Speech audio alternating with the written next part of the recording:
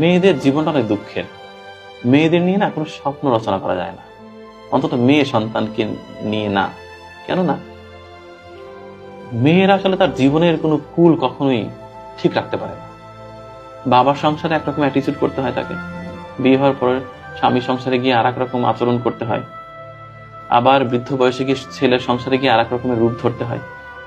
মানে বলে না নারী বহুরূপী, এই কথাটা না একটা পজিটিভ অর্থ আছে আমার কাছে।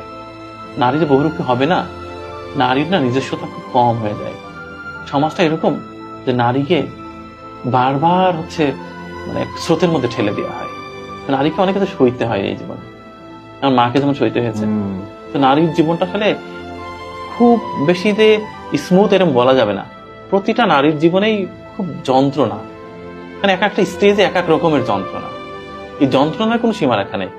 আমার তো মনে হয় প্রত্যেকটি নারী আসলে যন্ত্রণার মানে একেবারে বিশাল বড় একটা গোডাউন তৈরি করে রেখেছে হৃদয়ের ভিতরে। খুলে দিলে পৃথিবী প্লাবন হয়ে যাবে।